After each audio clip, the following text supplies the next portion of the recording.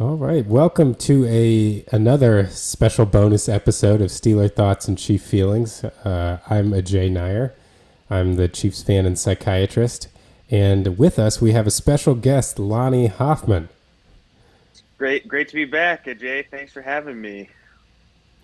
So Lonnie, as we've established in previous podcasts, is as about as diehard an Ohio State football fan as one can be.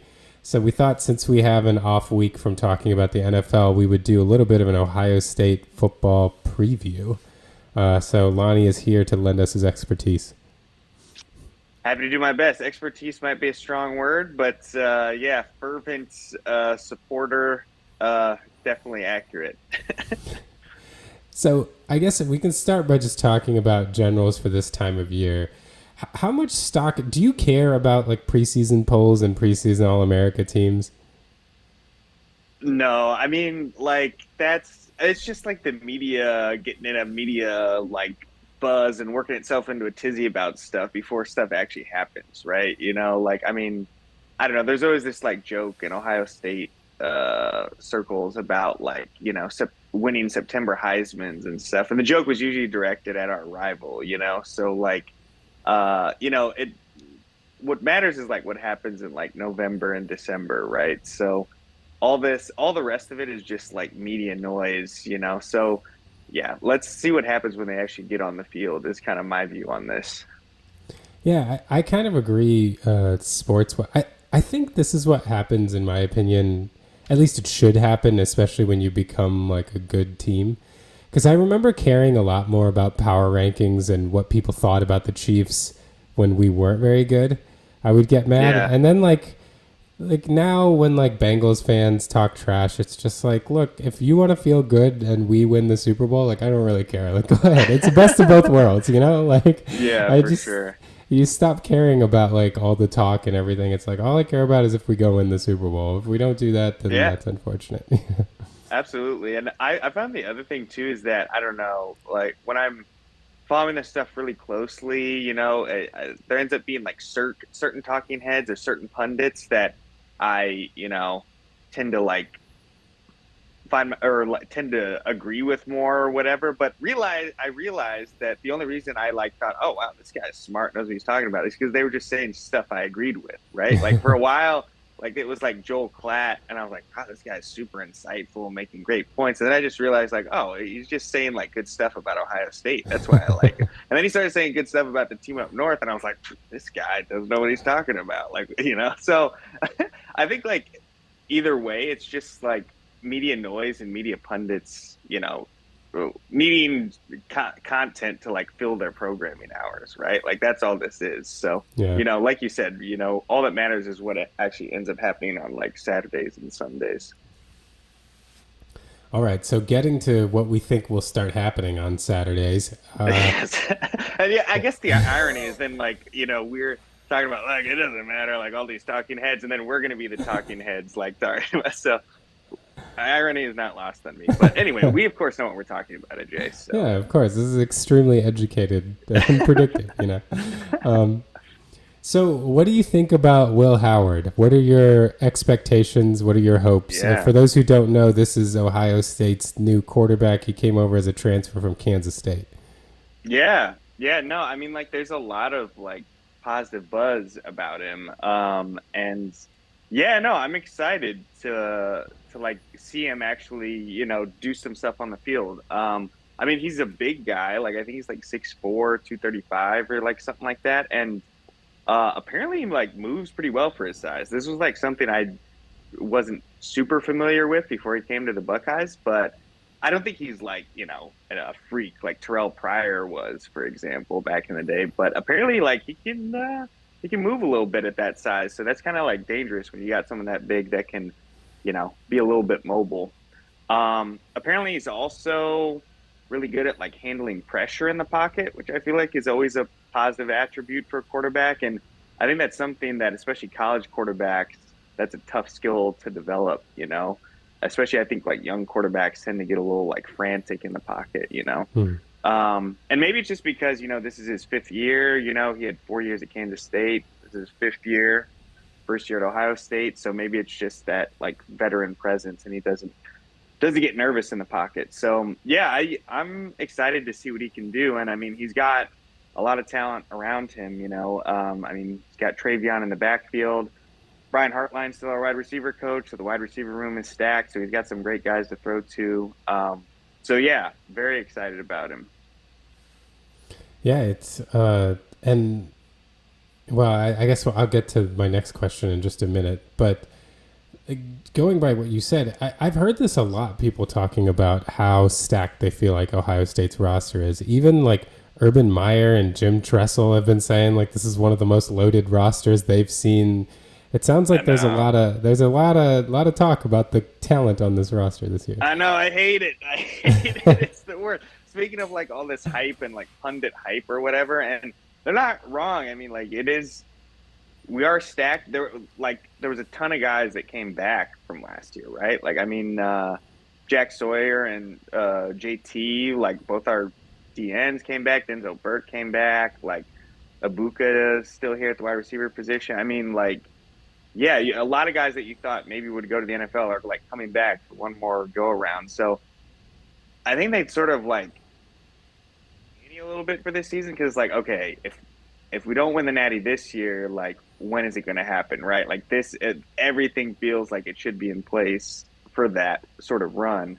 And I think that's also where it gets dangerous because like, all this preseason hype. I mean, these are college kids. We're talking about like 18 to 22-year-olds. It's hard to like shut out that sort of noise. So yeah, I'm like really nervous about that. I mean, they're not entirely wrong, but like as stacked as you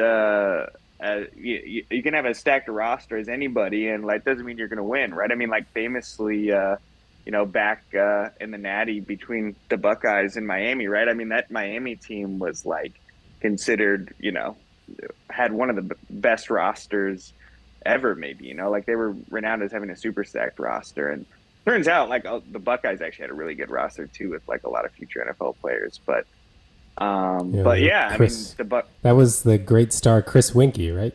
No, Chris Winkie was Florida State. Who was the Ohio State? Dorsey was the quarterback. Ken Dorsey. Oh, Dorsey was the Miami. Yeah. Yeah, Ken he Dorsey was like the one weak link. I feel like he was kind of mediocre, but he was just like everybody else. Like Kellen Winslow Jr. was on that team. Who was? I think McGahee was McGahee on that team. Who was the Buckeyes? Was the Buckeyes quarterback Craig Krenzel? Yeah. Craig Krenzel. That's okay, right. that's who it was. Yeah. I think he was like a biochem major or something like that. He's a really smart guy. Like traditional like Jim Tressel quarterback. Like, but he was like the leading rusher in that game, if I remember. I think he rushed for like 84 yards because like both defenses were just shutting down the running backs. But yeah, anyway, I mean, it's like how stacked your roster is. You actually got to go out and like win the games, right? So yeah, I mean, we are stacked, but it's making me very nervous because of like the hype that is generating for us, and I don't know how we're going to respond to that. Well, it does seem like a very uniquely motivated team too. I want to read you a couple quotes that I found that I thought were very interesting for like a college group of kids to be saying. So this is Jack Sawyer. I haven't won a championship. I haven't beat the team up north. And you walk around the Woody and all you see is championships and championship posters and banners. Having been here for 3 years and not helped our team win any of those, it's something that wears on me and it's something that motivates me every day. Yeah. I know. I think. I'll let you finish. Well, Emeka Egbuka said, nobody on this team has won a big game in their career at Ohio State. We just haven't done it. It sucks to say, but that's the reality. We don't really have anything that counts and anything that matters. Like, I feel like they're pretty motivated. That's pretty intense, but yeah, I mean, yeah, no. And then finally, I've got Denzel Burke saying, no gold pants, which is what they give for beating Michigan, right? You get gold pants. It's like a little, like, I guess it's like a figurine or something, I think. But like, yeah, it's a big, everybody wants their gold pants. Yeah. So he said, no gold pants, no natty. That was a big part of why we came back. We've got to win every single game. No ifs, ands, or buts about it. Yeah. So they might be hyped, but they also are very motivated. This kind of reminds me, like, what I was thinking about when I heard this was, You know the 2013 Spurs when they lost to the Heat in the finals in Game 7, and then they came Yeah. back in 2014 and just like scorched earth, like ran through the playoffs and beat the Heat in 5. They were just like so Mm, motivated. Makes me yeah. wonder. Maybe we'll see something like this from Ohio State this year. Well, I love I love this because this is totally different dynamics and viewpoints when it comes to sports. You're the perennial like optimist. You're always like, "Oh yeah, the good stuff might happen." And I'm just like gloom and doom like it's over. We had a good run. We'll never be good again. Like it's very funny. So I love your optimism. I don't know if my perennial like fear of imminent disaster will allow me to believe it, but I hope you're right. So then, like thinking about the roster and the quality of the roster, to you, who is the most important new Buckeye? Who are you most concerned about as far as like if they perform well, you feel like this would be good for the team? Oh, well, I mean, it has to be like Will Howard, right? I mean, like, I think everything like runs through the quarterback. And I guess, of course, there's been like some championship teams that maybe only had a game manager or at Like quarterback or Craig something like Krenzel. that. Yes, fair point. Yes, fair point.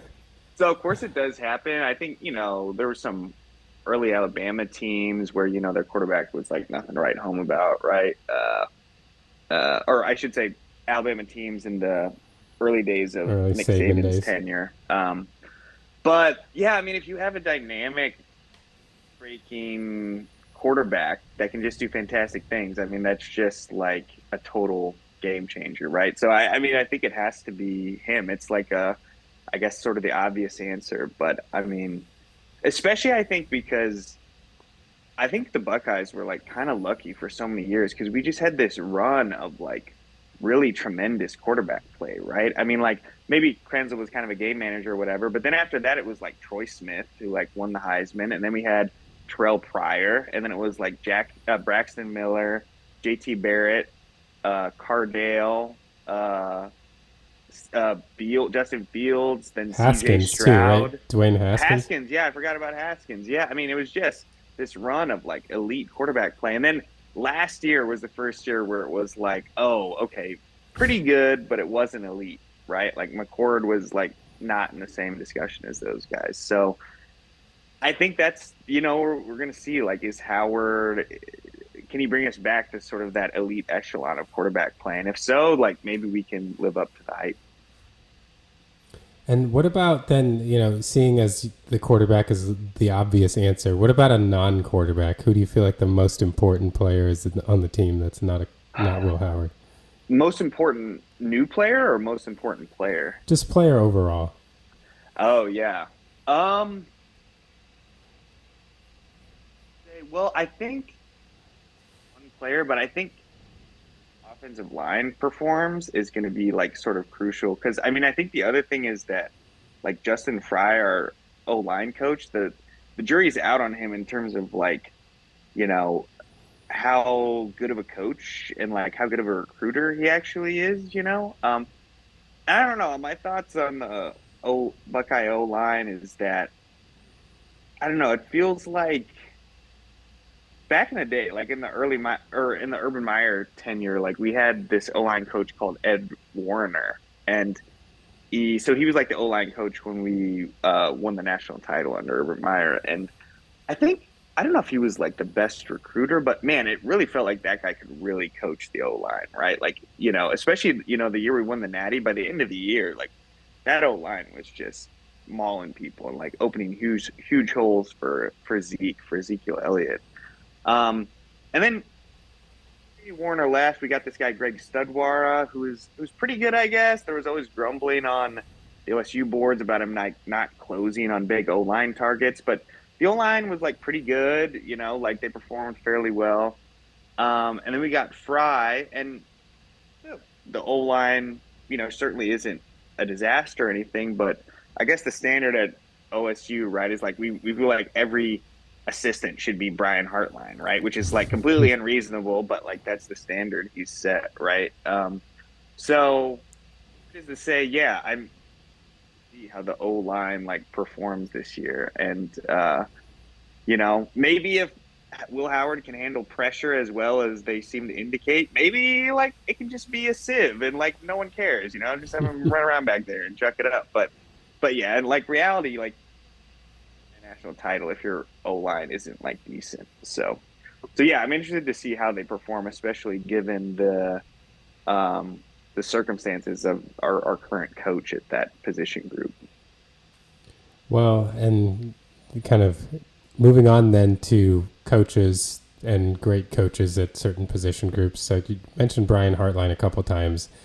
And so then with Brian Hartline as your coach, there's got to be a next Ohio State star wide receiver. So who's going to be the star now? We had Yeah. JSN, we had Marvin Harrison Jr. Who's the next star?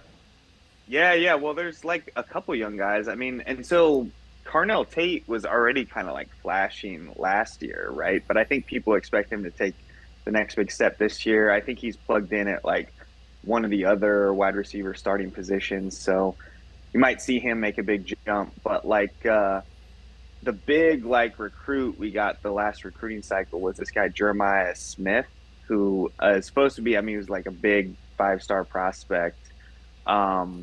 And yeah, just supposed to be like insanely talented. I think he's actually like won a starting position as a freshman. So yeah, I'm excited to like see what he looks like on Saturdays. But yeah, the hype is like super big surrounding him. Oh, interesting. So is it just like against the charter of the university to get recruits that are outside the ESPN top 300? Is it just like, against policy or something? You can't do it? I mean, so no, I mean, we definitely do get like some 3-star guys. I mean, like Chris Olave is like a famous 3-star Oh, guy. really? Yeah, he was like this under the radar recruit, just kind of, I think the story was there that like, it was either like Ryan Day or like someone else. Maybe it was like Heartline that I think they went to maybe go scout someone else. Maybe it was like the quarterback or something at Olave's high school. And then they saw Olave and they're like, whoa, who's this guy? But he was like kind of underrated by the recruiting services, a 3-star. And obviously like he ended up becoming, one of the best Buckeye wide receivers ever and like successful in the NFL. So yeah, no, I mean, we definitely get like 3-star guys and whatnot. But So you'll get 3-star guys that become top 20 NFL picks. well, that's the ideal. But like for every Chris Olave, I mean, like there's countless other guys that actually don't end up doing that. So, but yeah, I mean, like that's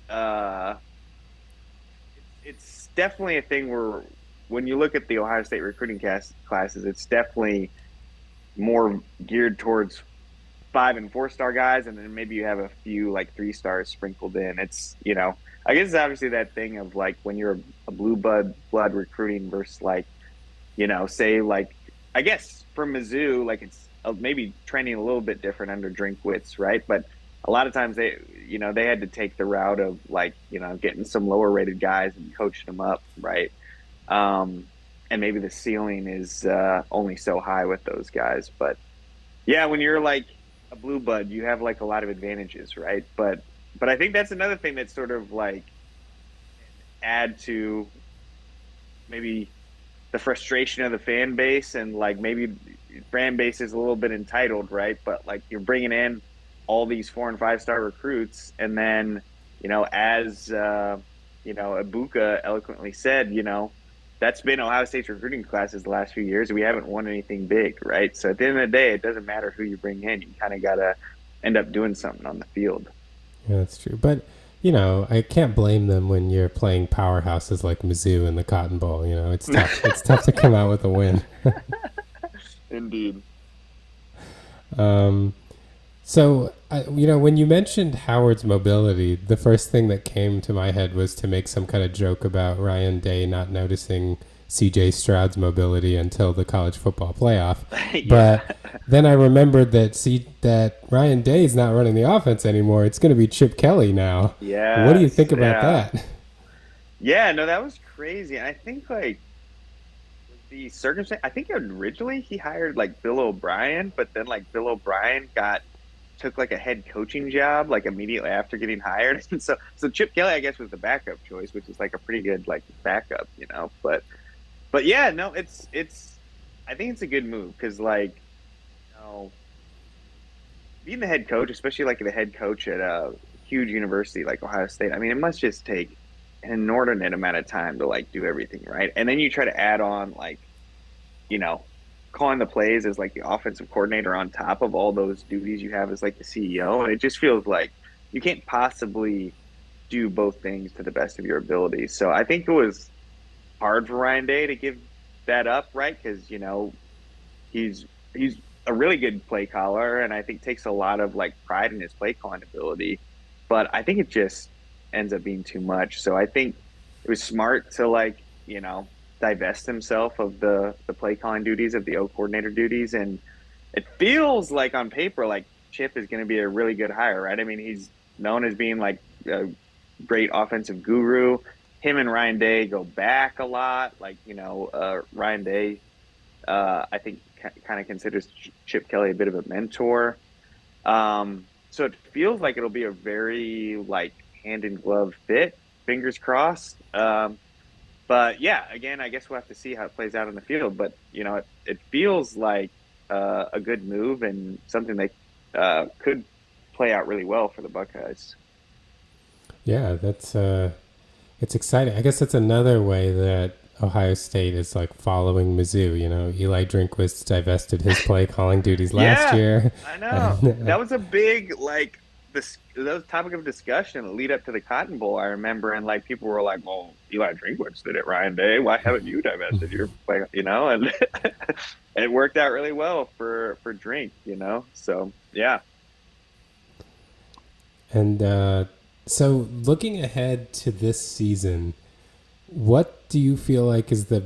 I mean, we'll say Michigan, but after Michigan, what's the big game that you are looking at on the schedule to kind of as the big hurdle that you think this team needs to cross to show it's really an elite team?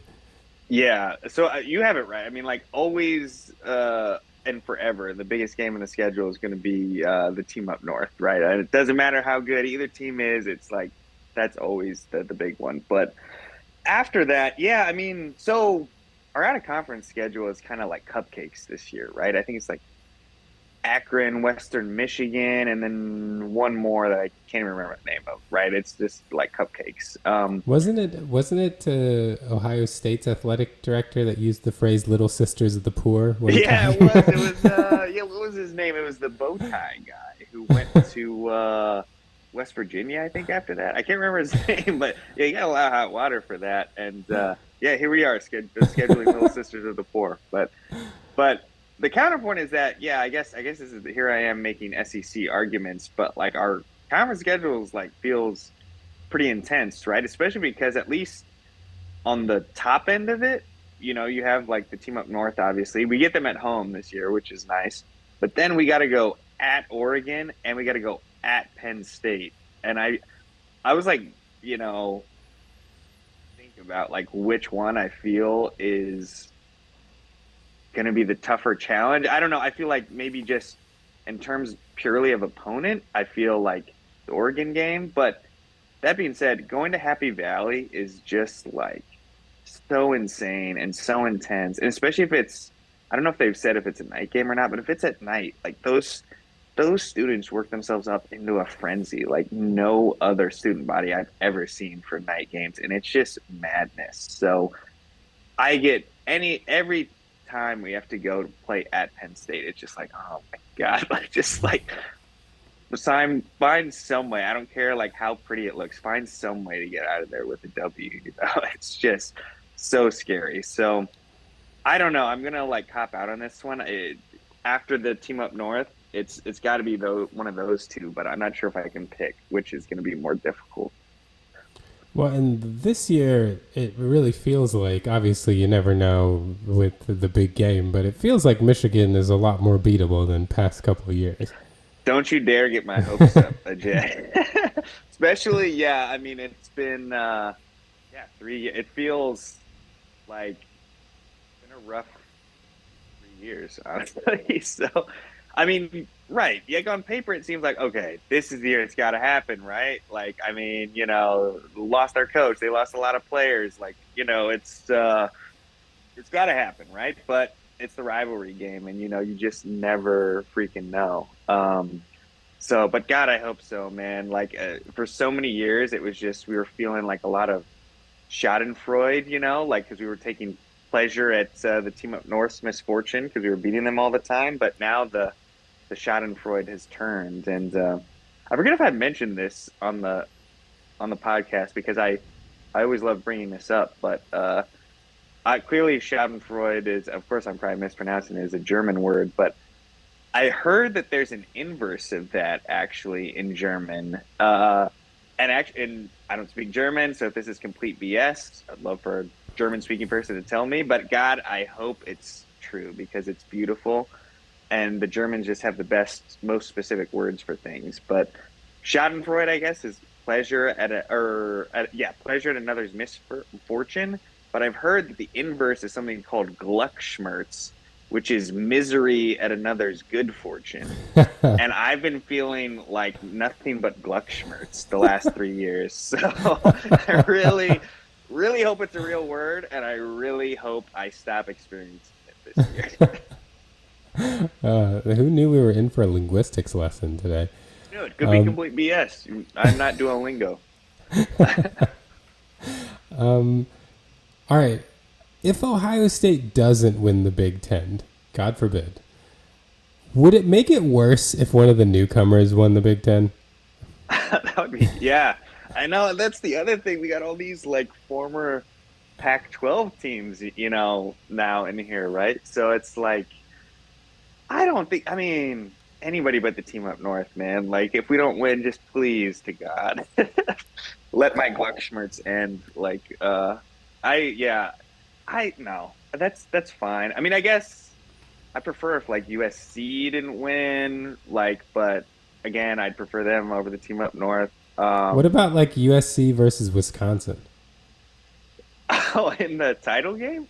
Yeah, I mean, so like wait, now that I guess they're doing it, it's just the top two teams based on tiebreakers, right? Because I think they got rid of the divisions, if I remember right. Yeah, that's right.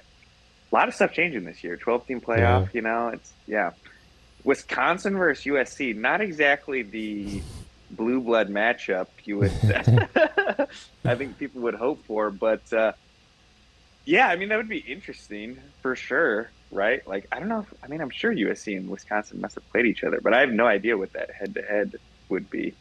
And certainly, you would expect Wisconsin to be a little outmatched talent wise, but then again, Wisconsin has their identity, so like who knows, but would you be rooting for Big Ten or old Big Ten, or would you care? Oh, I'd root for Wisconsin. Yeah, for Wisconsin. sure. Like, and that is, yeah, that's actually a good question.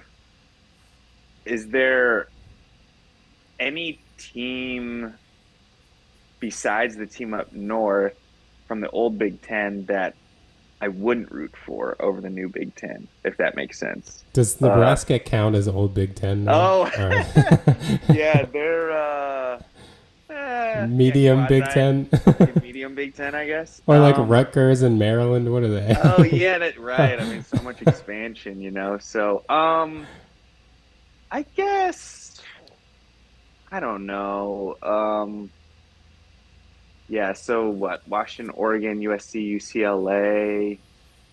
I guess I probably wouldn't root for USC, but like. I don't know. I guess maybe I would lean old Big Ten. Although if it was Penn State, I'd maybe have to like think about it a little bit. That'd be tough. I'd probably have to see the matchups, to be honest, to decide how I feel. If it was anyone other than the team up north. So in the prior years that Egbuka's talking about, what do you feel like has been the biggest thing that has prevented Ohio State from beating the team up north and or winning the national championship? So are we gonna talk about like actual on the field stuff? Yeah, on the field. Okay, got it. Sounds good. So without the elephant in the room, right? Man, I don't know. Like,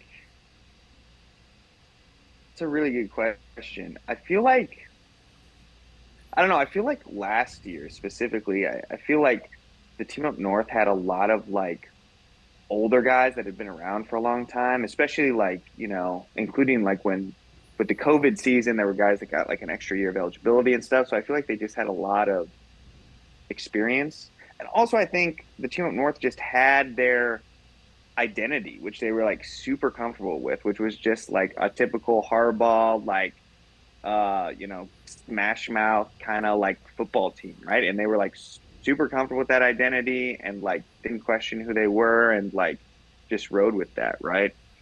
Um, Whereas like it always felt like our identity was probably just this like super dynamic offensive juggernaut for like especially the CJ Stroud years. Maybe not like last year, but it felt like we were always, especially after that like first loss to the team up north, and they just kind of like ran over us. It was like, oh, we weren't tough enough, and so it almost like it felt like we felt desperate to try to establish that sort of like tough identity to like combat the team up north, right?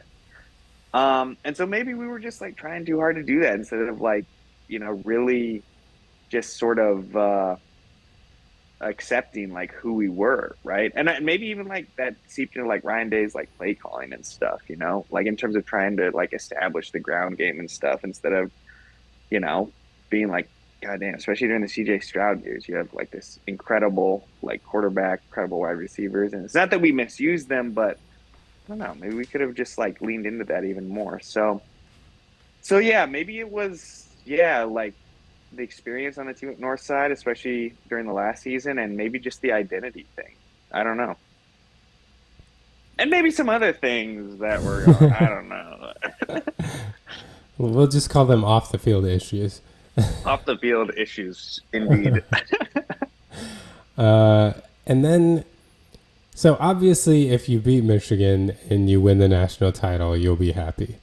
But what's the worst outcome for this season that you'd be like okay with? The worst outcome that I'd be okay with. I thought you were taking me down a real dark path of like what is your like nightmare scenario for this season? Worst outcome that I'd be okay with. Like, I just want us to beat the team up north again. Like, whatever. Like, we could even like miss the playoff. Like, as long as we just freaking beat the team up north again. Like, I mean, me, and we've like talked about this offline. It's like we could go like, have one win the whole season as long as it's like beating that team. Like, I'd be like, okay, it was fine, and even like I've talked about other things where when we played Georgia in like the semifinal, and like there was the whole thing with the targeting or non-targeting call on Marvin, and it came down to the last minute, and then they ended up torching TCU and the Natty. And probably if we'd like won the Georgia game, we would have won the Natty that year. And my dad, who's also a really big Ohio State fan, I think we even kind of have differing views on this because he's still real like frustrated with that season about like not getting to win the Natty. But for me, I mean, it would have been great, obviously, but it still would have felt hollow because we like lost to the team up north, right? So like winning a Natty but not beating them, it wouldn't feel like as good as a Natty where you also beat them. So I feel like my one goal this year is just get us back in the victory column against the team up north, and I'll be on the road to happiness, But would you like? Because I feel like it's like obviously that's your priority number one, but it's hard for me to believe you'd actually be happy if you lost all of your other games. It would be a schizophrenic season. I'd be real angry up until like that last week in November, right? So yeah, maybe it's hyperbole a little bit, but yeah, I mean, I think this year, especially with the 12-team playoff, I mean, it's just going to be easier to get in, right? So, I mean, like, let's say we beat the team up north, but maybe we like lose the Big Ten championship game, and maybe we squeak into the playoff at like an at-large berth. Like, cool, that's great. Sounds good. All right, I'd be happy with that. So we are almost out of time. So I will end us with this one question, which is, if in the playoff. Ohio State plays against Missouri. Ooh. Will you be as devastated as last year, or more or less devastated? So wait, are we assuming like Mizzou wins again? Because apparently they have our number now. So No, I'm even thinking like going into the game, like what your emotions will be. oh, you were just talking about like I was so depressed about Yeah. it having the Yeah. and like for the listeners, like I mean I born and bred Ohio State fan, but like grew up in Columbia, Missouri. Ajay and I both grew up in Columbia, Missouri. So I also have a soft spot for Mizzou, right? And for me, that was just like the worst matchup ever. Like I rooted for the Buckeyes, but it was just like, so yeah, that would be awful. Like no, I hope to God we're on like different sides of the bracket or something like that. So that'd be terrible. Like yeah, I don't know if equally devastated is probably my answer to that question. Okay. Because the stakes are higher now if it's in a playoff, I know. Because I'm sure I the know. Cotton Bowl doesn't mean anything to Ohio State fans, They're like, Yeah, I don't Cotton know. Bowl. I always like, I don't know. I feel like other people always thought they were, not a big deal or whatever. But I always liked the New Year's Six games or like the BCS bowls or whatever they were. I was like, if you win those, then you can point to like, hey, look at our record in these like big time bowl games against big time opponents and like how well we fared. So I always was hyped about them, even if we weren't in like the national title game or in the playoff or something. So I guess for other people they weren't as big, but like for me, I always was like hyped about it. But I guess I was hyped about it, and maybe the Buckeyes were like not hyped about it last year. The actual team, I don't know. They didn't come out in the field acting like they were super hyped about it. So. Well, when you're playing a powerhouse like Mizzou, it's hard. What can you do? Throw up your hands. What can you do? All right. Well, thanks for doing this, Lonnie. I hope I learned a lot about the Ohio State football team, so I hope our listeners did too. And we will have to have you on maybe like after the Oregon game or after the Penn State game, maybe to preview the Michigan game. I feel like that would be fun. Sure, I'm more than happy to. Thank you for having me. It's always a great pleasure to come on and gab with you. And yeah, at least one person learned something. Maybe you're the only one, but but yeah, no, it's always a pleasure. And yeah, thanks for having me, Ajay. And yeah, looking forward to being back in the future. All right, and to all of you watching and listening, thank you all so much. I still have to put up the preseason film reviews from the Chiefs and Steelers third preseason games, and Chris and I will be back next week. All right, until next time.